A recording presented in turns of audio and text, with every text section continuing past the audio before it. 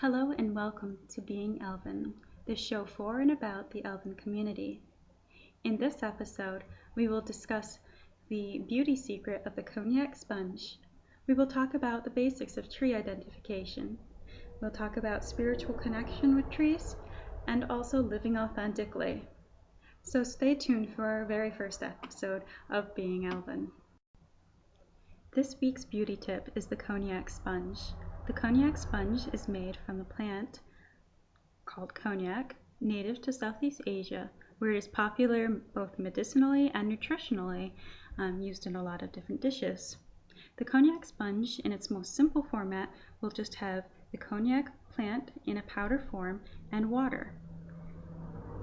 Mine also has a cotton string, which is also typical for air drying purposes.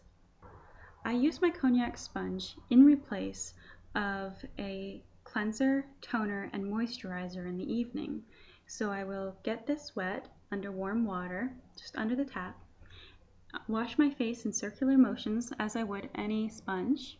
It's very soft and pleasant on the face. It doesn't feel like it's cleansing, it doesn't feel like it's exfoliating, but it is. And when that's done, I hang this to dry. I rinse it under hot water and hang it to dry. Add a little lip balm, and that's all I have to do in the evening for my facial skincare routine.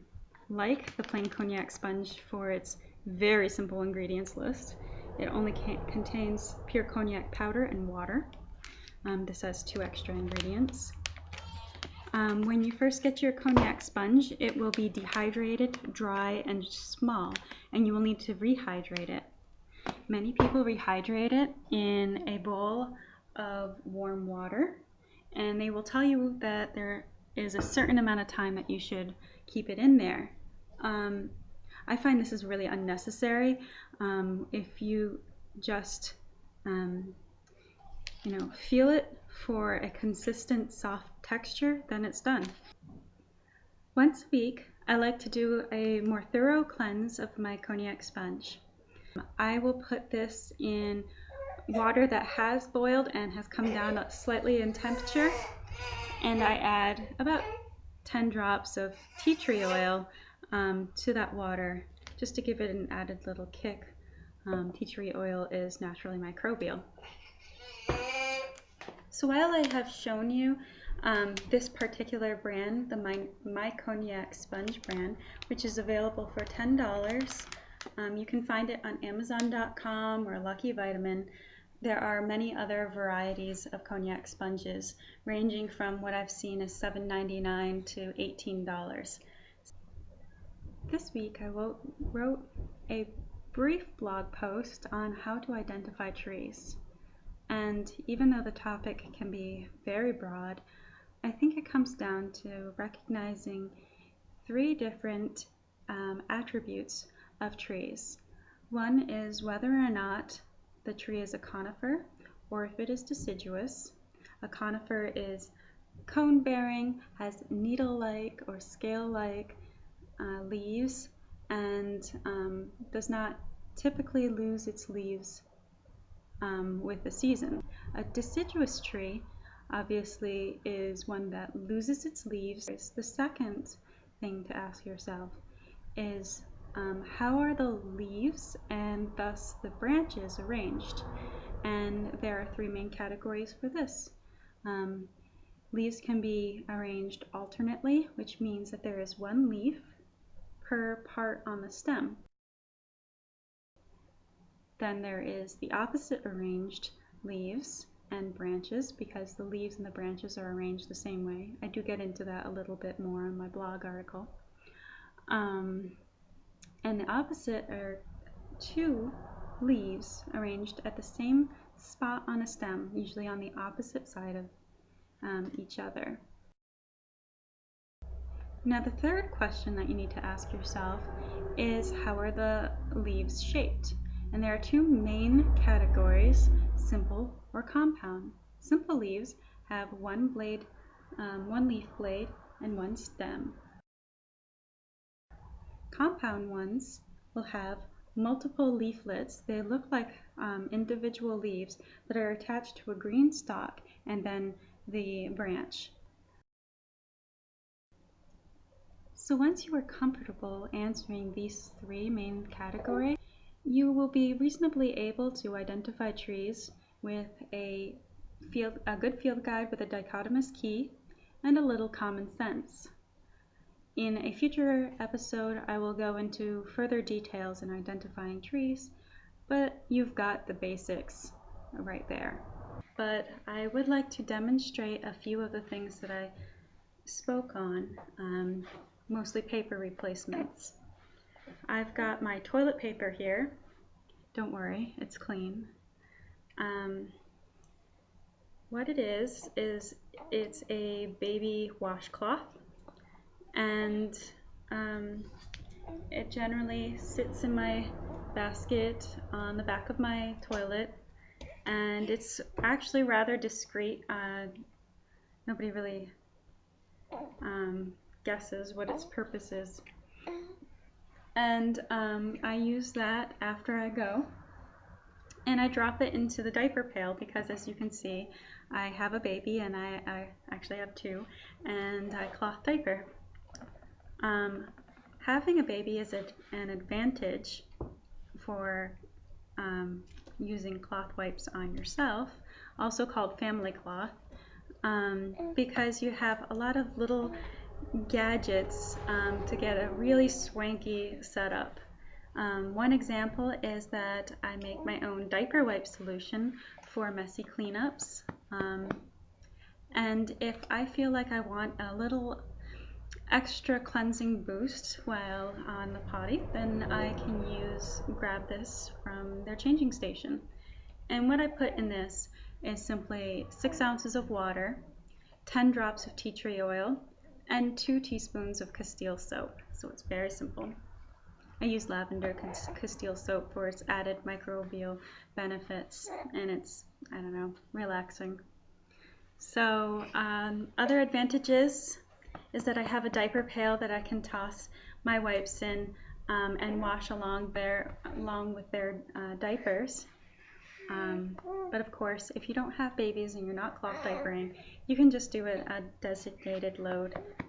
It's not a big deal.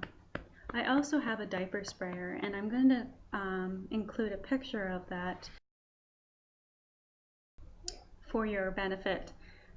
If you have kids, they're very nice for cleaning the diapers. You can also use it to clean, a poopy wipe, and it's not necessary. It's just kind of nice.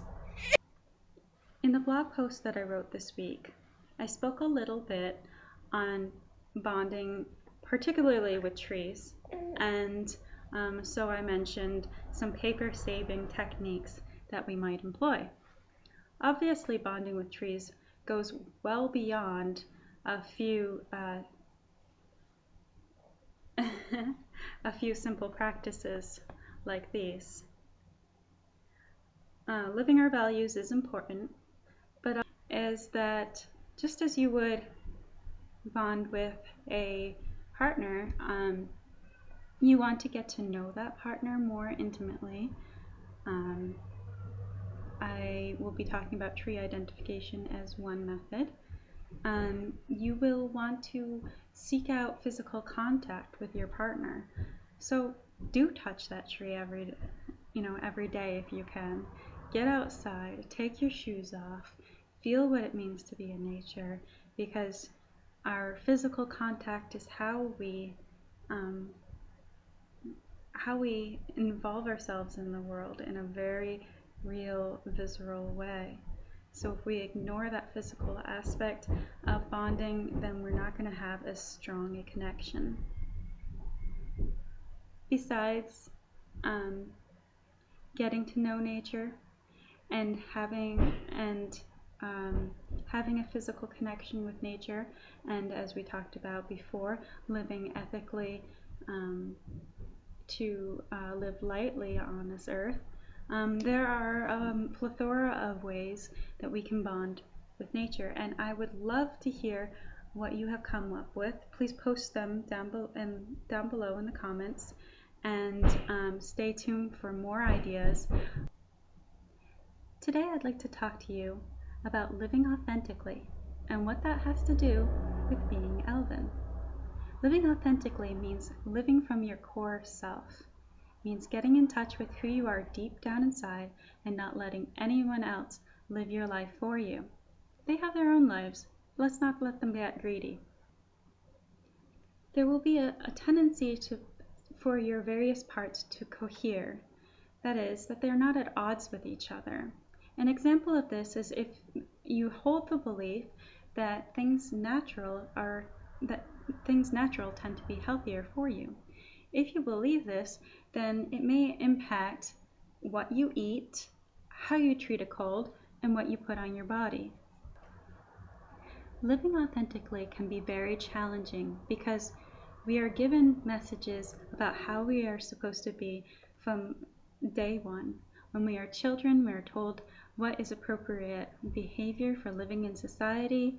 When we are in middle school and high school, we are given messages about how we should be if we are going to be popular. And when we start our career or going to college, we are told how we should be if we want to be successful. How do you go about living more authentically? Well, first you need to get to know yourself. Spend a little time with yourself, and how you do that will vary from person to person.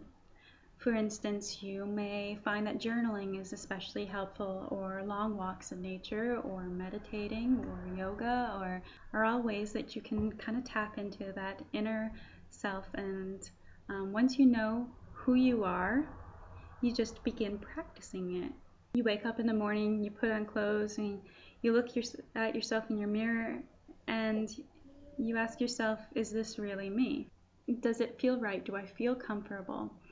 It may seem really shallow to be talking about what clothes you're wearing, but if you're not comfortable with your physical self, it's going to stint any other aspects of getting in touch with your core self. I find that if I've got a pair of hiking boots on, I can conquer the world. For some of you, you may have tuned in order to portray elves a little more accurately. Perhaps you're involved in a LARP, a live action roleplay game, and you play an elf on a weekend, and then you put your costume away and go about your business. You don't think about it much, and when your current character dies, you may go on to play some other race. If that's you, then living authentically and being Elven perhaps don't really mesh all that much. And that's okay. A community is about diversity. So if you've tuned in for that, you may want to tune out for this living authentically bit. And for some of you, tuning in to about tapping into a community of people like you. And what I mean by that is in some way you feel elvish, and you can take it on many levels. Perhaps it's shorthand for the kinds of things you enjoy, or perhaps there is this deep calling in your inner self and your psyche or your soul that tells you that being Elven is just a matter of who you are. For that reason, I have created this channel and this blog as a means of creating community with people who feel this way. What is living authentically and what it has to do with being Elven. Please check out my blog for more in-depth articles. I can only make a video so long. And so, I'd like to hear from you. Have you tuned into this channel because you feel intrinsically Elven, or perhaps you play one on TV? Whatever your reason for joining us, welcome, welcome, and please post those ideas down below in the comments.